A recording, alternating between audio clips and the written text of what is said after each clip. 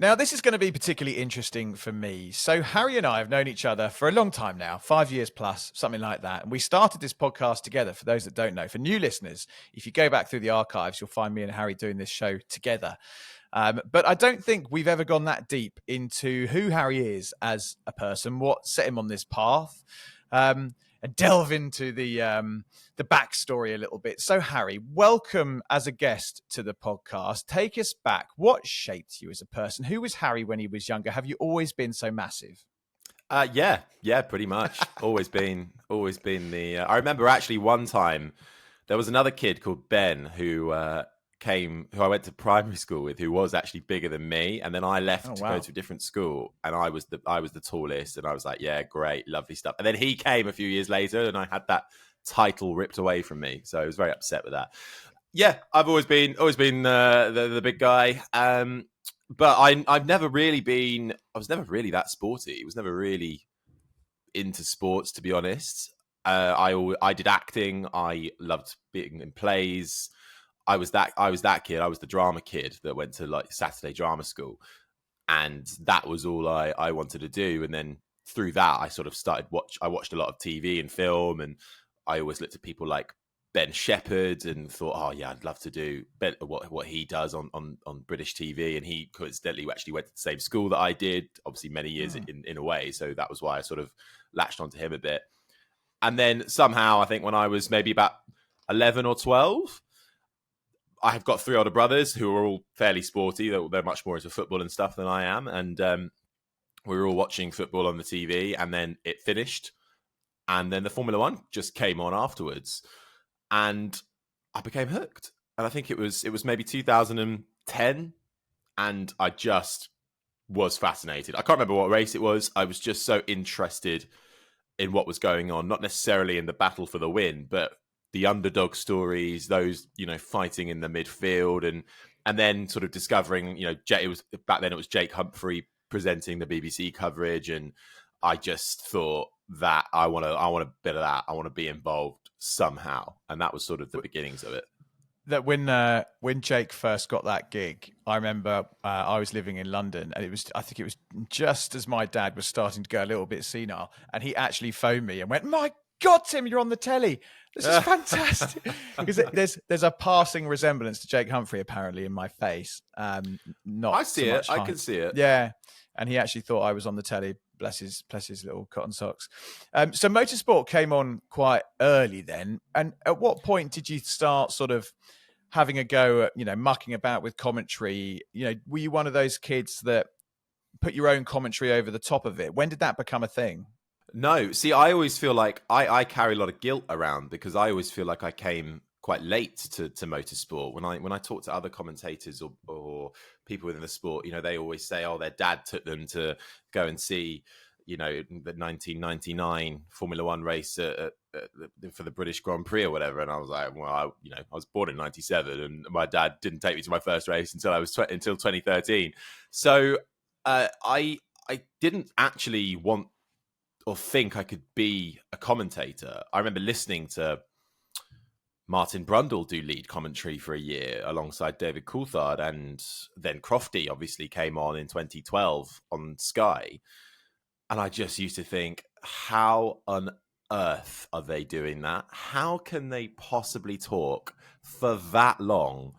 And particularly, I always thought, how on earth are they stringing words together on lap one of a race? How can you possibly do that and keep it up? And so I thought, nah, I can't do that. I actually remember, I think we'll probably have to dig it out. It'd be quite funny. We did an interview with Crofty years ago during COVID. And I think I remember saying to him, Crofty, I don't know how you do it. I could never be a commentator. And, yeah, we've got to get that out.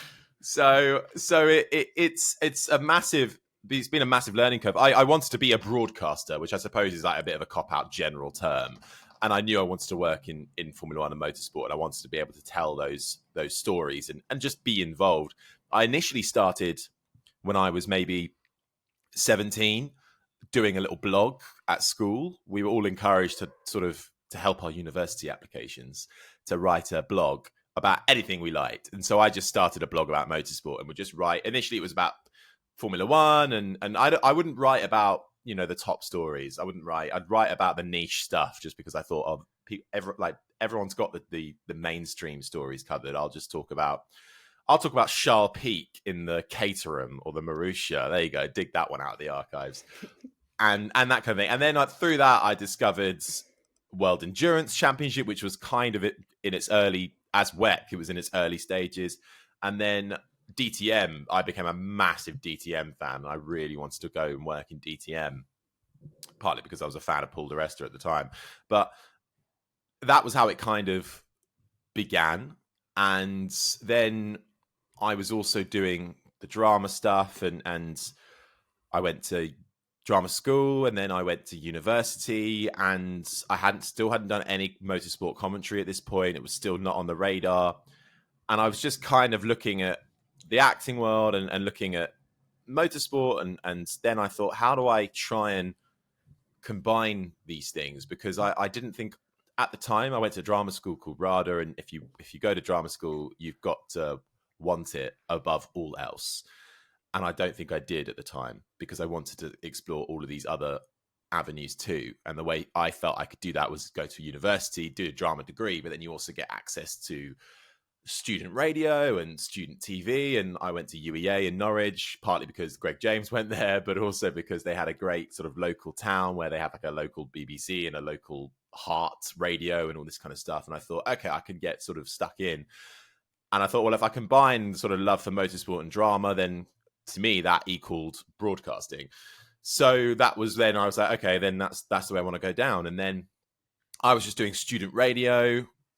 I had my own show, doing like a breakfast show, but then I also did the F1 updates on the sports show on Livewire 1350, The Sound of UEA.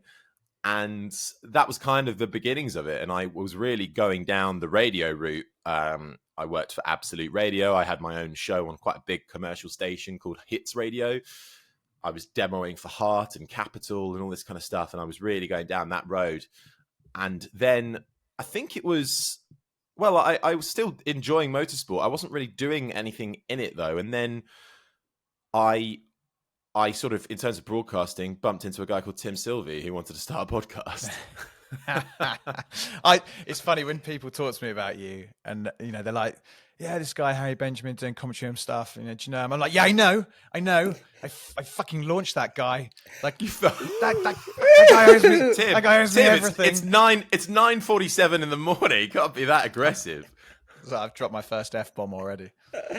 No, I tell you what. Before I think I met you. I tell you what, there is a story in that though, because I hadn't done any particularly broadcasting, but I tell you what, just to get into it a little bit more. I went to RADA for a year, and then then after that I was looking around at what to do with myself in between going to RADA and then what ended up being the gap after. So I left school at 18, and I remember pestering Aurora Media, who are a production company. And at the time, they were the broadcasters behind Formula E, which had just launched. And I thought, aha, that's the way I'm going to get into motorsport, because Formula One is going to be like, I don't know anyone.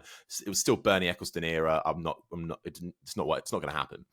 So Formula E just started. I watched the first season, and I just spent, when I should have been revising for my A-levels, just emailing, found the production email address, watched the credits of Formula E, did a bit of a Google search, just emailed these people introducing who I was, saying what my predicted A-levels were, as if that was going to be the seal of the deal, and just kept pestering. And then they eventually invited me along to Donington Park for the second pre-season testing ahead of the second season. And I met all the producers, and I helped the camera operators, and I was just a bit of a dog's body. I met Nikki Shields. And from there, Nikki kind of became a little bit of a mentor and really helped me out, because I pestered her basically for help. And she obviously kind of saw something in me where I was keen, wanted to learn. And she just kind of took me under her wing a bit and gave me a bit of work to do for her and got me along to some of the Formula E races, just ingrained in sort of that world. And I sort of begin to understand how a pit lane works, how motorsport works on the ground. I've never been to a race before. And then I went to RADA, still kind of kept in touch with her. And then she gave me a little bit of a social media job afterwards, just part-time. But I Googled Formula One internships, because where else are you going to find anything? There wasn't motorsportjobs.com or whatever it is, 8 years ago or whatever. And I found on like the third page of Google an internship at a production company which happened to produce BBC Radio 5 Live's Formula One coverage, but also they did stuff like the Olivier Awards, and they worked for a radio station, and they did stuff for like Age UK. And I thought, this is perfect. They've got F1, but they've got all these other things as well. And it was a month internship where they paid £100 a week. And I thought, quid's in, here we go. So I applied, got it. And then I spent a month at this company just doing everything and anything. And that got me along to sort of the British Grand Prix in 2016 as a runner. And that was sort of the beginnings of actually getting experience in motorsport. But I still hadn't done any broadcasting up until the point of a producer at that company. Once I'd left, still kept in touch with them. She sent me a LinkedIn post, and I clicked on it, and it was Tim Sylvie on LinkedIn looking for a host for a podcast. And basically, I think I sent you a message, and we met up for coffee, and the rest is history. Yeah. Long time ago now, isn't it? Long time ago. That's quite the journey, Harry. I know a lot of people will be listening to this and they'll be jealous of your position now, but you've cut your teeth, you've put in all of those years. At what point did you say, or did you think commentary is where I want to go? Or, I mean, do you still want to do other things within the motorsport world? I still want to do other things, absolutely. But I love commentary. I love commentating. I don't know what I'd do during a race. I feel like I'd just be sort of twiddling my thumbs a little bit, because talking to yourself. I'm just so, or in any kind of role. Like, I used to want to be like the Ted Kravitz role, and then I quickly realized maybe that's not the role for me, because I'm quite clumsy, and walking down a pit lane, I just feel like I'd knock a front wing off or something. So. And what you realize is how each individual role within a broadcast is so actually unique and requires so many different skills. Obviously, they all come under broadcasting, but what Ted does is so different to what Crofty does, is what's so different to what Natalie Pinkham or Simon Lazenby do, or Rachel Brooks. They all have their intricacies, so it's so fascinating. So it's quite difficult to sort of switch out once you become ingrained in one. I suppose my first ever commentary job. So basically, I went to university, did a drama degree for 3 years, and in that time was doing the pod with Tim, and was building up a bit of a kind of show reel, just doing bits and bobs for student radio and TV. It wasn't like a glitzy show reel, but it showcased what I could do in front of a camera and what my voice could do. Then I graduated into a global pandemic, which wasn't ideal. And so no work for, anybody, let alone somebody who wanted to be, God forbid, freelance. And I remember sending an email to the head of broadcast at Formula One, FOM, the guys behind F1 TV. And I just said, hello, this is me. Here's my show reel. I'd love some advice and maybe to come in and shadow a weekend and see how it all comes together. And I thought, he's never going to reply. And he replied the same day. And I thought, oh my God, I've struck gold here. And then next thing I know, I'm having a call with people from Formula One. They invite me in to Biggin Hill in 2020 for the Bahrain Grand Prix, or the Sakir Grand Prix, I think it was. The one where basically Romain Grosjean went kaboom. So I was there for a lot longer than I thought I would be. And it was obviously Bahrain, extreme at the time. But it was amazing to see how all of the gallery reacted to that incident. And obviously he was fine in the end. But that was my first experience of seeing a full-on broadcast into Formula One. And then I kept pestering them. And I thought they were going to give me something the next year, but it never happened. And I thought, did I do something? What did I say? No. And then about March came by, the season began. I'd heard nothing, and I thought, okay, that's it then. It's not going to happen for this year now. And then in April, I got a call from somebody at Formula One FaceTiming me while I was in the shower. And I was like, oh my God, shit. quickly got out of the shower, like put a towel on. I missed the call, and then I had to just put a top on with a towel on underneath, and then I rang her back immediately, just from my desk, acting as if I hadn't just got out of the shower or whatever. I'm so sorry, I just missed your call. And she went, do you want to commentate the Porsche Super Cup this season? It starts in May for Formula One. And I just went, yeah, absolutely. Yes, of course I do. Never done commentary before. Oh, yeah, Porsche Super Cup, I'm in. Because it was the foot in the door with Formula One. Yeah. And that's how they described it as well. It was the foot in the door. And that was, okay, here we go. I'm actually going to get in the building at Biggin Hill and be a broadcaster now. And I can't say I was the expert at Porsche Super Cup. I became the expert in Porsche Super Cup. I'd never done any commentary. I practiced so much at home. I couldn't even do a full lap of commentary to begin with. I was running out of breath. I was all over the shop. I was thinking, oh my God, this is going to be an absolute, if we pardon the pun, a car crash. And then the weekend, it was about 3 weeks before Porsche Super Cup in Monaco, and I get a call from somebody else asking, would I be up for doing some commentary of a GT race in Paul Ricard? Really random phone call. And I just went, yeah, absolutely. Because I thought I could bomb that and learn in time for Porsche Super Cup, which was the weekend after. So that was essentially the first commentary I did. It was this GT race, International GT Open and Euro Formula Open in Paul Ricard. Did that. And then the following weekend, Porsche Super Cup in Monaco. And those were my first commentaries, and just sort of went from there. It's funny because it's a lot of people just, I think, especially when you reach the point where you're going onto the Sky Sports F1 feed, that a lot of people won't have seen your backstory, and it takes many years to become an overnight success. It's that sort of classic phrase of, you've got to put in the act. It doesn't just happen. You don't just get plucked from obscurity and asked to stand in for someone like Crofty. But you have cut your teeth. You've done Formula 2, Formula 3, you've done Porsche Super Cup. You've done lots of different pieces of work in the lead up to Formula 1. And obviously BBC 5 Live happened, which at the time, I remember, you saying that you got that gig, and it felt like a massive thing at the time, and it probably still does. And you were obviously in Monaco recently, working for the BBC, still doing the lead commentary.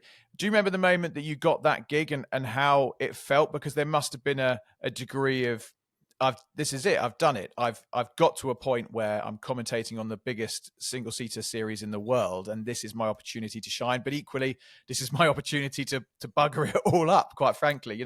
It's sink or swim, isn't it? Absolutely. Yeah, I do. I remember it vividly. So, I mean, since obviously doing the Sky, everyone's like, who is this guy? What does he do? I do the full season for BBC Radio 5 Live. That's what I do at the moment. But I first started doing that in 2022, and I just did 3 races that year, and I covered. And the first race was Australia for me, and I got the phone call in January of that year from the head of audio at the company that runs BBC's 5 Live F1 coverage. And I tell you where, I was in Droitwich, which is up, I think it's on the outskirts of Birmingham, I think. And I was doing a endurance race, the 8 hours of Kyalami for the Intercontinental GT World Challenge. And I was brought in as the relief commentator for John Watson and Bruce Jones. And they would do, I would do a stint for an hour while they both had like a half an hour break. And then that was it. And we finished qualifying day. And obviously we were doing this remotely. So we all left, got back, we were going back to the hotel. And as I got into my car, I got a phone call from the boss for the head of audio, who said, oh, hi, I hope you're well. We've been we heard you on Formula 3, because I'd done a couple of F3 races by then, and Porsche. And also, we're the old company that you did the internship for that did 5 Live F1. They'd since gone bust, but the producers had said, oh, this guy used to work for us as an intern and he's doing a bit of broadcasting now. He might be the guy you want. So they said, would you be up for covering the Australian Grand Prix? And they were a bit coy. They were like, there's 2 other races, but let's just see how you get on in Australia first.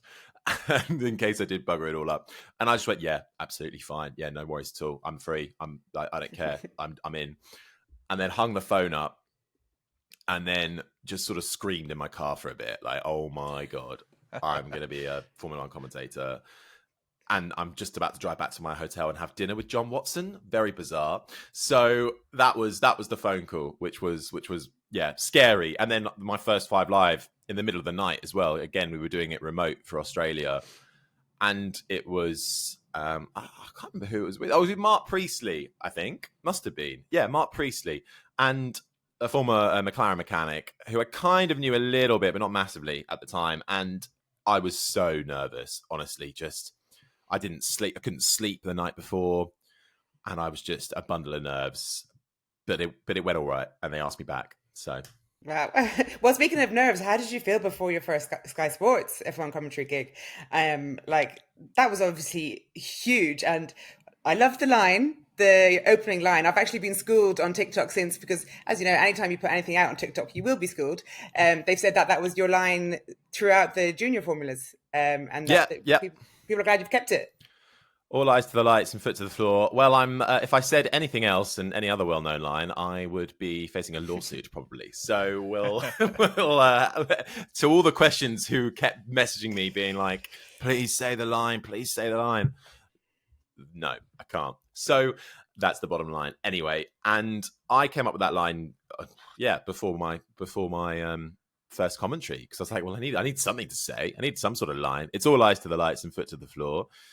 And also, I thought that actually is quite descriptive, so it works really well for a radio audience, because you sort of envisioning where the driver's eyes are looking. And although it's not, for those who are complete nerds, F1 drivers don't just put their foot to the floor and that's go, but sort of a gentle ease off the clutch and feather the throttle doesn't quite sound as good. Doesn't work. So yeah, and also having a line is great for the brand, obviously, but it allows you to have a fixed point to get to at the beginning of a race.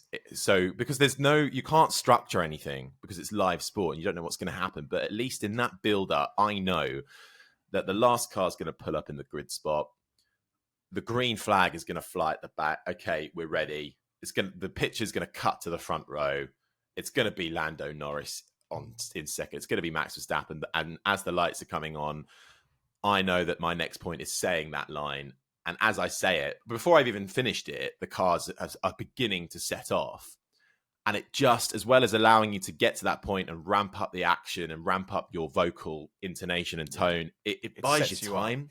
It buys you time. Because then by the time I've said it's all eyes to the lights and foot to the floor, I've already then seen Verstappen's made a poor start. Norris is alongside him. But hang on, what about the Ferrari behind of Sainz? And then I've got all that and I've had time to we're talking half a second of time that it buys you, but in that kind of instinct, it's massive. So yeah, that's the line. And I said it on social media. I was nervous the whole weekend. I'm an open and honest book. It was it was a strange weekend because I've basically grown up on Sky's coverage since 2012. So to then suddenly be in the production meeting with Natalie Pinkham and sat next to Damon Hill and Karun Chandok and Rachel Brooks and whoever else it might be, I had to very quickly park that and go, right, well, I'm one of the team. I've got a job to do. We've all got jobs to do. We've all got to be professional. And obviously I was aware that there was suddenly a lot more eyes on me. There was a lot more public scrutiny. I'd already seen a lot of messages on social media absolutely slating me. I'd also seen a lot of messages about, oh, why wasn't it this guy instead? Or who the hell is this guy? And, it's quite funny. It doesn't affect me too much. But I was just like, oh, God, I haven't even done anything yet. And then it's already coming in. But so, of course, I was nervous. A lot of it was very positive, though, as well. I mean, because we know each other so well, I was literally typing your name into Twitter, refreshing every 5 seconds to see what people were saying. But there was a great deal of positivity around it. I just want to go back to that point you made at the start of a race, when you've said your line, it's set you up for whatever it is that's coming next. What do you see when you're in the commentary box in terms of your visual cues? Because for me, watching at home, I see a load of cars all flooding towards the first corner, and it's really hard to look at what's going on at the front, the middle, the back, all as quickly as you possibly can, and figure out from a distance which car has hit another one, or try and see the driver helmet to understand who's doing what. What cues do you get in the commentary booth to help to support you, because you're so quickly jumping from one part of the grid to the other, and if there is contact at the beginning, as we know with Crofty, I think Crofty's great, and it's a very hard job. But if he gets the odd thing wrong, social media is straight into it. But it must be really hard to see what's actually going on. Or do you have like loads of visual aids and people talking in your ear, helping you out along that journey? There's a bit of that, but on lap one, it's difficult. I try and memorize the grid, so I roughly know that, okay, well, that Red Bull started way in front of the other one, so it's probably going to be Perez that's in the incident, not Verstappen. So that sort of stuff helps, as long as if I know the grid exactly how it is without having to look hard at the screens. We get the same screen as you guys will at home, exactly the same. I as a lead commentator, I will tend to say to whoever's my co-commentator, look, for the start of the race, I tend to kind of focus on the top 5 cars. If you can just keep an eye on what's going on behind, that would be great. So then we've got both sides covered. And then we have timing screens. We've got 1, 2, 3, 4, 5, about 7 different screens, which with all different things on it. A driver tracker, but on lap 1, that can be a bit haywire. We have a tire tracker as well, which is quite handy. And also suddenly you can see if a car drops all the way to the bottom, well, it's most likely that car's the one that's going to be involved in the incident. So a quick glance to see, has anything happened there? But it's all split second. It's all out of the corner of your eye. It's all, it could be, I think it might be Zhou Guanyu. The second Sauber is slow, that kind of thing. It is a bit fly on the seat of your pants, but also it's informed because you know where everyone is starting. You have got a driver tracker and the timing screen in front of you, so you can see when cars fall down the order. You just hope it's not a transponder issue, that kind of thing. So, but you're never going to be able to get it 100%. And when you are watching the TV at home without any of the pressures on you, you can see more in the commentary box. One that I could barely stand up in either. You see all of that. You've got. I think I had about 4 or 5 people in my ear talking as well. So you have your main director, your producer.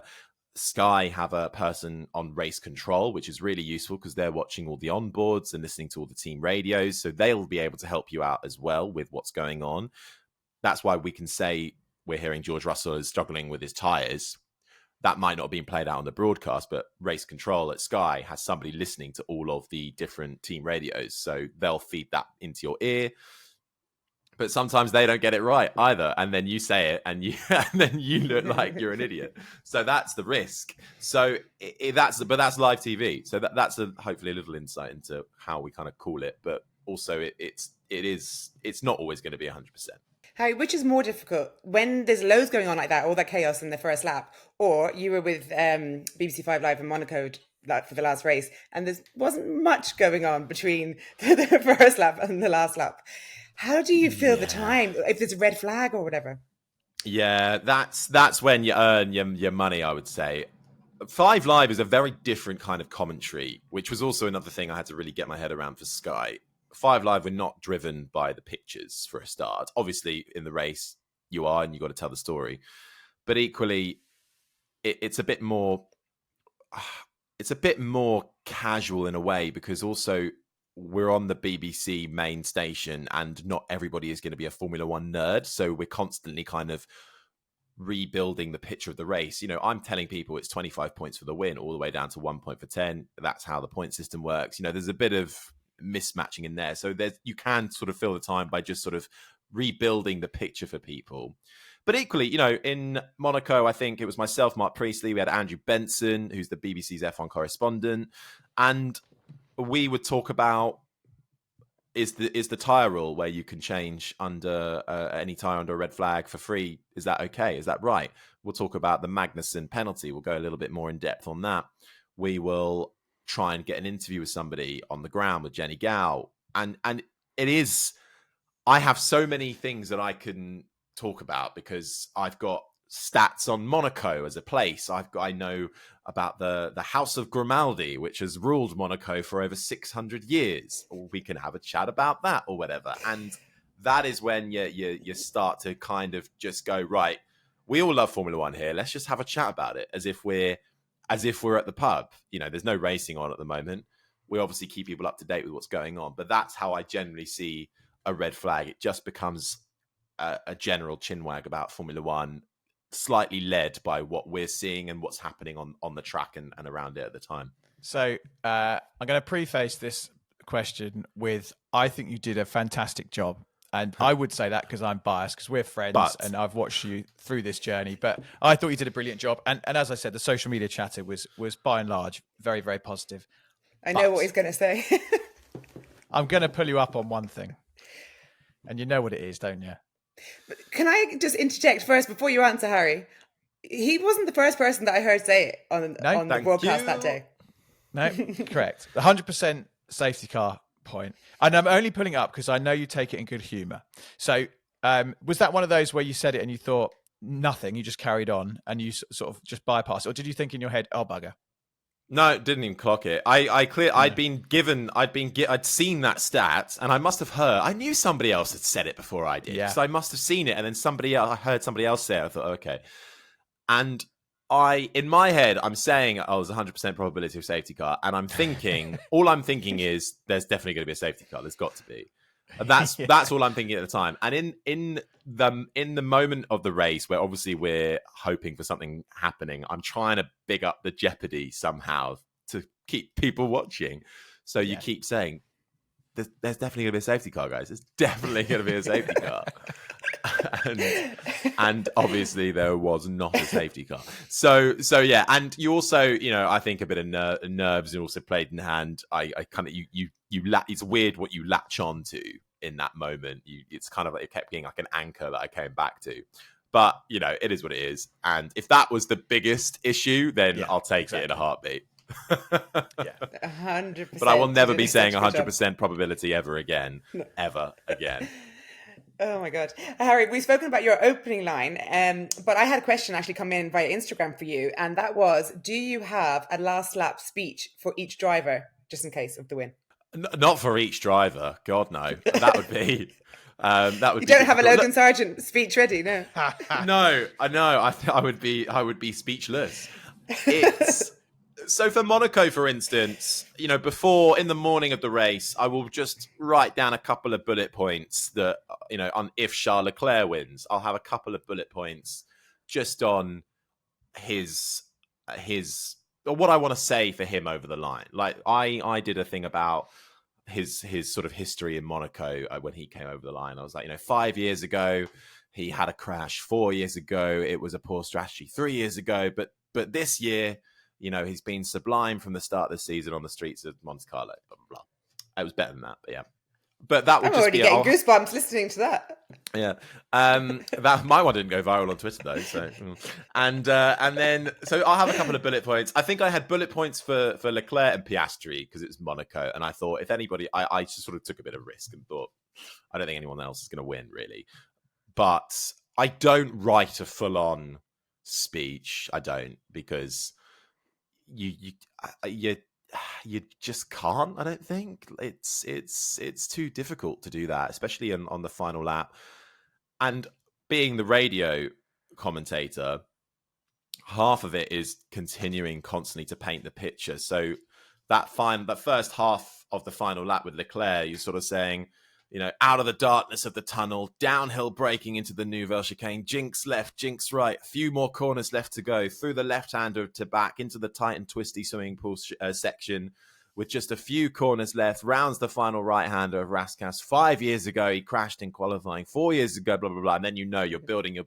But there is the checker flag for Charles Leclerc, the first Monegasque since 1931 to win on home soil.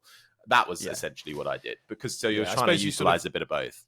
Yeah, you build a narrative, or sort of, I guess over the years as well, you'll build up a narrative or a script in your head that can be tweaked and adapted to a particular driver, but like you've just talked through there, you can talk through a lap and fill gaps with little pieces about the particular driver that's winning at the time. It's fascinating stuff. Now, we had Bernie Collins, who's someone I know that you're probably very familiar with, on here a little while back, and she one of the things that her job had taught her, which is one of our final three we'll come on to, that thinks everyone can learn from analyzing their own work, and she's one for going back and analyzing. Do you listen back? Do you go back and critique yourself and look at ways to improve? I did at the beginning, but then I just stopped. I will be going back and listening to my Sky coverage, obviously, and I haven't done that yet. That's the job this week. But yeah, of course you do. But I also seek advice from other people. There's another commentator who's been massively helpful with advice for me based off of my first Sky one, and it's nice to have feedback from somebody who's in the business. So that almost to me is more valuable than what I think myself. I know I'm my harshest critic. I know where I need to improve. I know that wasn't good. This was a bit dodgy. Don't know why I said that. All these kind of things. If you think writing that on social media is going to make the commentator aware, they're already aware. I don't know what you think you're achieving with that. So, especially for my first one with Sky, that'll be a big point of, okay, well, one of my biggest issues was just the transition from radio to TV. I don't need to talk all the time. I don't need to describe everything because people are seeing it. But because I've become so used to it, I need to just rewire my brain slightly to get on board with that again. It's been a while since I did a TV commentary when I was doing even F3. That was ages ago now. So that is all stuff that I will look at and analyze and move forward ahead of my next one in Austria. So yeah, but I mean, Bernie's brilliant. She was so helpful throughout that weekend as well. Just she wasn't there, but she WhatsApps with strategy updates and things like that, and what she thinks might happen. So useful. And she's obviously maybe a bit more data and analytics driven than I am. I'm not very good with numbers or maths or science or anything like that, but I think it will be a useful thing to read. It is always useful to rewatch what you do, but tough job. But the more you do it, the better you get. Simple as. And speaking of different roles that you've done some voiceover work for the most recent series of Drive to Survive. Would you see, you've got your acting behind you, well, your acting training. Would you see yourself on camera, in front of the camera? Should Will Buxton be looking over his shoulder? I would never say no. I would never say no. Will obviously does an exceptional job with that, so he's made that very much his own. But it was cool to be a part of the Drive to Survive family and see how it all comes together. That was cool. So and they're a good bunch that put that show together. Yeah, that absolutely. I'd love to do that kind of stuff as well. So no, I mean, I'm 27, so I like to think I've still got a lot of different things I can go off and do. I'm so loving the journey of it all, and I've stopped. I used to be quite a planner. I used to be quite a rigid. Well, I need to do this, and then that's going to get me there, and then and then that's it, and I'm done. But now I'm just a bit like I can't plan too much because you don't know I didn't expect commentary to come knocking at the door, and I don't know what will come knocking at the door this time next year. I've absolutely no idea what I'm doing next year. I could end up doing none of this. So, which is obviously very scary, but at the same time, it's quite fun. And there's so many things to do in the world that I would quite like to have a go at them, ideally. So I think it's a testament to how well you're doing with it, though, that people are shocked when they hear that you're just 27 years old. I think it sounds like you've been doing it a lot longer. And you've got 2 more races coming up with Sky. The next one is with Brundle, right? So yeah, that's going to be a hell of an experience because, with no disrespect to Karoon, Martin Brundle is an absolute legend of the sport and is, sort of British broadcasting royalty. How are you feeling going into that? What's your plan of attack for appearing alongside Martin? I find it absolutely ridiculous that I'm commentating alongside Martin Brundle. Absolutely, the fact that he even knows who I am is absolutely stupid. I saw him last weekend, and he was so lovely. You know, came over, had a chat with me, and sent some nice messages through during Imola, which was really lovely. So, but yeah, I don't have a plan of attack. I've done one. I've got my head around how the Sky operation works. So the next stage will just be, trying to work out a balance with Martin, which I don't think will be difficult at all. He's a consummate professional, and I'm a consummate professional as well. So we both enjoy Formula One. We'll both be calling the action, and he, I'm no diva. I don't have any kind of qualms about who says what, who does what. I'm here to learn, and who better to learn from than Martin Brundle? So I'm looking forward to it, and I'll be going into the weekend with a lot more confidence, I think, in myself, because it's so easy to doubt everything and anything when you're suddenly put in that position and you're alongside these guys that have done decades of Formula One, and suddenly you're thinking, I don't know anything about Formula One. I don't know anything. But you do, and you have to build up that confidence. So I think I've got that confidence. The team were all so welcoming and so lovely, and it's a sprint weekend as well in Austria. So there's none of these practice sessions to have to get through. So one practice and then we're in it. So I quite like that from a broadcasting perspective. I enjoy that. Martin is the diva of the grid. Could you ever see yourself doing that role? You'd at least have the height advantage and you could see what was going on. Yeah. That's the thing. That's such skill and requires so much confidence to just weave through a grid like that. I mean, it's exceptional television, and he's so good at it. And the fact he does that and then goes up to the commentary box, he's busy. He's a busy man across the Formula One race. So it will be honestly probably the honor of my life to work alongside Martin doing the commentary for Sky Sports. If I never do a commentary again after that, I think I'd be okay with it, because I got to do a race with Martin Brundle. No, it'd be amazing. There's a good chance I might weep when you do that. I might even shed a tear. Now, looking ahead to Formula One, before we come on to our final three for you, Monaco. We saw, thank God, someone else win an F1 race with Charles Leclerc.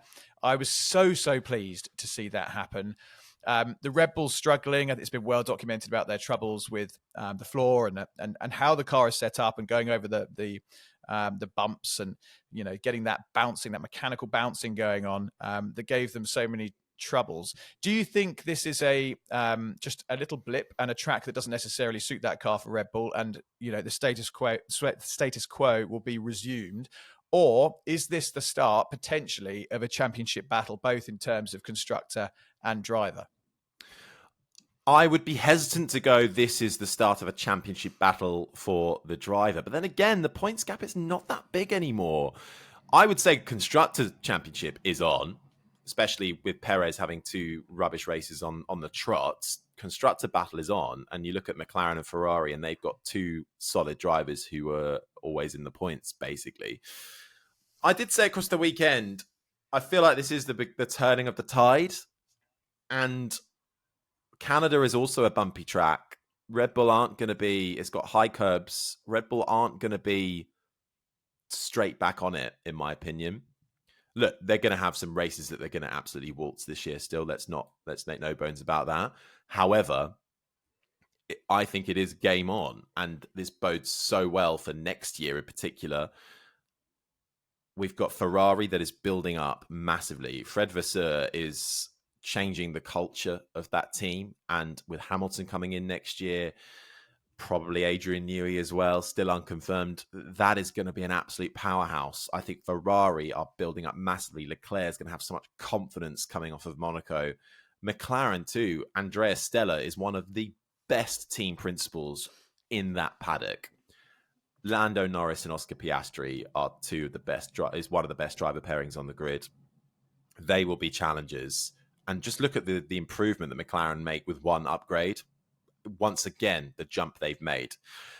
I am not ready to say that this is now championship battle on with Verstappen and Leclerc and Norris, but I don't think we're far away. And a couple more sort of rough races, and this isn't the walkover that we were all saying it was going to be at the start of the year. This isn't Max Verstappen winning 24 races this season, and already for me that's a win. because we want a battle on our hands, not to do Verstappen disservice. The best driver, the best team should win, but there needs to be a battle. There needs to be jeopardy. There's got to be. Otherwise, why are we here? What are we watching? Yeah, it's definitely going to be exciting for. Well, we've only had a third of the races so far this season, so there's still a long way to go. There's a lot to be excited for and to look forward to, I think, for the rest of the year. I know, can you believe Okay, that? Feels like we'd be going for a lot longer. To you, it really must be like it. Okay, Tim, shall we move on to our final three? Yeah, let's do it. Go on, then you kick off. Okay, so we already have heard about what's got you excited coming up with your career, but what else are you excited about at the moment? It doesn't have to be anything to do with motorsports. What has got you excited? What has got me excited? I'll tell you what, it's a week off, so I get to actually see my friends this week. So I'm actually quite excited for that. So I know that might be a bit of a cop out, but I am actually genuinely excited for that. I've done like a month on the road now, so it'll be quite nice to actually have a weekend on home soil. So I'm excited for that. Fair enough. Okay. Number 2. What's one lesson your job has taught you think everybody should learn at some point in their life? It's not that deep. Don't take it too seriously. It's have fun, enjoy it, try and enjoy it, and don't, it's not brain surgery, it's not rocket science. You will live to fight another day. That's sort of what I take from it all. Yeah. Very Love good. that. And live in the moment, because it's Live in the very moment, hard, isn't it, to live in the moment, man. It's very hard to stop and actually enjoy the moment, isn't it? But before you know it, the Monaco weekend's gone, and you're like, God, that was a whirlwind. And it's very hard to take stock and go, oh, I'm in Monaco. Look at those buildings and look at these yachts and look at the people I'm with. It's hard when you're sort of in the midst of a busy weekend. And I'm so guilty of that. It's so hard to do that every time. Like the Sky weekend, everyone's like, "You enjoying it though? You enjoying it?" And I was like, "Yeah, I will enjoy this once I just get through it because I just need to do the job. But I just need to do this first one." And I loved every minute of it. But you've got to do your job well to the best of your ability. So there's a balance to be had. But at the end of the day, if you say there's a 100% probability of safety car and there isn't a safety car and that probability doesn't even add up, it's fine because, people will get over it. Exactly. It is what it is. That you already have. Okay. And the last question, you've already said that you're an open book on social media, but what is one thing that nobody really knows about you? Ooh. You've changed up the final three since I was last doing this part. I've mixed it up a little bit. A bit of Jeopardy. There you go. You said you love it. Yeah. What's the one thing that no one knows about me? Oh God. I mean, everyone knows that you're massively tall now, and you've got size 16 feet. I mean, that's out there. Well, now we all know that Tim Sylvie launched your career. Yeah, absolutely. Tim Sylvie launched my career. I owe everything I'll take to my him. commission. Yeah, absolutely not. Unless you get me a good job, then the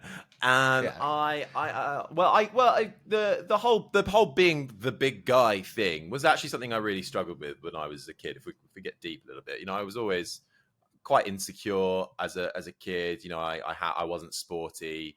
When you're the drama kid as well, there comes a bit of I don't want to call it bullying, but you get a little bit of stick for it when you're sort of 11, 12, that age. So that was always something I found difficult and still do a little bit just with still in everyday life, but it's also something you just sort of learn to embrace after a while.